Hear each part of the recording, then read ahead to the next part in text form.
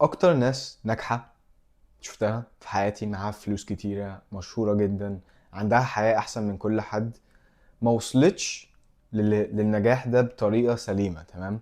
هما كانوا في الاول وهم صغيرين، تمام، اطفال او اي حاجة، كانوا حاسين اللي هما محتاجين اكتر. تمام. ما جالهمش مثلا attention كتيرة، ما جالهمش مثلا، ما كانش معاهم فلوس، حسوا اللي هما ناس ناقصة من جواهم. وده ادت لهم الطاقة الكبيرة جدا اللي هم ينجحوا. تمام. فانت اكيد عندك امراض نفسية جواك. تمام. كل حد عنده، بابايا كان بيقولها لي، كل حد عنده امراض، بس في اللي بيوريها في اللي ما بيوريهاش. الناس دي مثلا ما وريتهاش، بس استخدمت الطاقة اللي جواها دي، اللي هم مثلا ما جالهمش attention، ما كانش معاهم فلوس، حسوا بنقص كتير جدا، حسوا ان ناس كتير احسن منهم، استخدموا الطاقة يعني الوحشة دي، الدارك انرجي دي، واستخدموها اللي هم يبقوا ناس انجح بكتير واحسن. ناس اللي احنا بنبص لهم عندهم كل حاجه احنا نفسنا فيها، الفلوس، الشهره كتير، مش عارف ايه، بسبب اللي هم استخدموا الحاجه الوحشه دي حولوها لحاجه كويسه. فهديك حاجتين ممكن تعملهم وتعرف ايه اللي ممكن يديك موتيفيشن. تمام. هتسأل نفسك السؤال ده وهتجاوبه بثلاث حاجات. تمام. اول سؤال: ايه الوجع اللي انا ههرب، او لو انتي واحدة يعني ههرب منه لما اوصل لهدفي؟ عشان انت هتكون بتهرب من حاجة. تمام. هتكون بتهرب من وجع معين. انا مثلا دي حاجة انا عارفها عن نفسي، بعد عملت جيرنينج كتير جدا، قعدت مع نفسي وسألت نفسي اسئلة صعبة.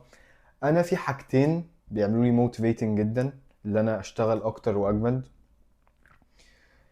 اللي انا حاسس ان انا ما عنديش باور او 100% كنترول على حياتي، وده صعب عليا. تمام. انا بحب كل حاجه ابقى متحكم فيها، مفيش حد يعرف يتحكم فيا باي طريقه، حتى لو حاجه صغيره جدا انا بقى عندي التحكم، مش هو او هي. تمام. دي حاجه جوايا وحاجه انا انسكيور عليها وحاجه وحشه. تمام. دي بقى انا ممكن استخدمها بطريقه وحشه او بطريقه كويسه. ممكن استعملها بطريقه وحشه ازاي؟ أم... لو انا مثلا واحد ما عنديش كنترول وهستعملها بطريقه وحشه، احاول مثلا ادمر الناس اللي حواليا مثلا بطرق غريبه كده، ان انا هم ما يتحكموش فيا. تمام. اضايقهم، اشتمهم، مش عارف ايه الحاجات دي. تمام. ممكن في ناس بتعملها بدل لما هي تتحكم في الدارك انرجي دي وتحولها لحاجه كويسه، بيعملوا يعني بيفسدوا بقى في الناس اللي حواليهم وفي نفسهم. تمام. بس انا خدت الانسكيورتي بتاعي ده، الحاجه الوحشه دي اللي انا عايز كنترول على حياتي وحاسس ان انا مش عندي 100% كنترول، حولتها اللي انا دلوقتي بعمل ايه؟ عندي بيزنس ويوتيوب اللي هو هيخليني 100% كنترول على حياتي في المستقبل. تمام. تاني حاجة مش تبقوا عارفينها عني، دي حاجة برضو بيرسونال بس هقولها لكم. انا حاسس ان انا ما بيجيليش اتنشن كفاية. تمام. من وانا صغير انا ما عنديش اتنشن، ما بيجيليش اتنشن، انا حاسس كده. ممكن ده غلط بس ده الاحساس اللي جالي وانا في المدرسة، وانا في التمرين، وانا في البيت، اي حاجة، مش فارقة جت منين. بس انا من جوايا حاسس ان انا محتاج اتنشن اكتر بكتير. ممكن ده السبب اللي انا بدأت يوتيوب شانل. ليه واحد طبيعي يبقى عايز الافات من السبسكرايبرز في السن ده ويعمل فيديوهات ويحاول يبقى مشهور؟ مش حاجة طبيعية، وحاجة تيجي من insecurity. تمام. فانا بحب زي ما هما بيقولوا العين تبقى عليا والناس تبقى عارفاني وشايفاني ومش عارف ايه. وده ممكن حاجه وحشه او حاجه كويسه، انا بستخدمها في حاجه كويسه اللي انا اعمل فيديوهات تفيد الناس. تمام. أه. بس ما بستعملهاش في حاجه وحشه. ممكن لو انا مثلا ما عنديش الاتنشن اخده بطرق تانية، يعني مثلا أه ابقى انسان نيجاتيف عشان الناس تبص عليا. تمام. في ناس مثلا نوعيه من الناس اللي هم دايما يبقوا نيجاتيف كده وبتوع مشاكل، عشان هم لقوا الطريقه دي هي الطريقه الوحيده اللي هم يجيلهم اتنشن. تمام. وممكن مثلا ابقى كنت واحد صايع في المدرسه ومش عارف ايه، وابقى واحد من الكول كيدز واحاول اجيب الاتنشن بالطريقه دي. فانا حاولت الطاقه الوحشه دي، انا عايز اتنشن كتير جدا، ان انا ابدا يوتيوب شانل، اعمل فلوس، ابقى كويس جدا من وانا صغير، ابقى سكسسفل قوي. فخدت الحاجه الوحشه وحولتها لحاجه كويسه. تمام. تاني حاجه، تمام، انت دلوقتي لازم تجاوب بثلاث حاجات. انا عندي مثلا بتاع 6 حاجات، فاهم؟ هو هديك حاجتين بس، مش هقول لك الحاجات التانية عشان انت مش عايز اعمل لك بايس في دماغك اللي انت ما تعرفش ايه حاجاتك، تبقى انا عايز كنترول زي يوسف وانا عايز اتنشن. لا، في حاجات كتيره جدا عندي، 6 حاجات بس دوت اول حاجتين. تمام. تاني حاجه، استخدم بقى الطاقه دي، يوز ات، لازم تستخدمها. تمام. انت عندك حاجات في العقل الباطن، تمام، وحشه جواك، حاسس ان انت انسكيور بيها، استخدمها عشان تغير حياتك. تمام، مش غلط. تمام. خلي حاجه وحشه تحول حاجه كويسه. كل حد عنده الحاجه الوحشه دي. لو انت ما جاوبتش السؤال ده باتليست 3 حاجات، انت ما حاولتش انف. حاول انف وهتلاقي حاجات كل حد عنده. تمام. كريستيانو رونالدو اشهر واحد واحسن واحد في الكوره، مش عارف، اكيد عنده نقص من جواه عشان يبقى بالطريقه دي. اغنى واحد اكيد حس بنقص وهو صغير، ايلون ماسك. اكيد ميسي مثلا حس له هو قصير، الناس مثلا بتعمل فيه كده فبقى احسن لعيب كوره. يعني كل حد عنده حاجه وحشه حولها لحاجه كويسه، اللي هم ناجحين جدا دول. فاستخدمها لما انت تبقى مش قادر، لما انت تبقى حاسس ان انت مش قادر تشتغل اكتر.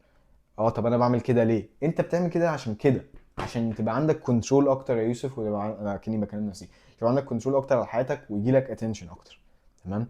دي حاجات هتعمل لك موتيفيتنج لفتره طويله، هي ممكن مش حاجات كويسه. تمام.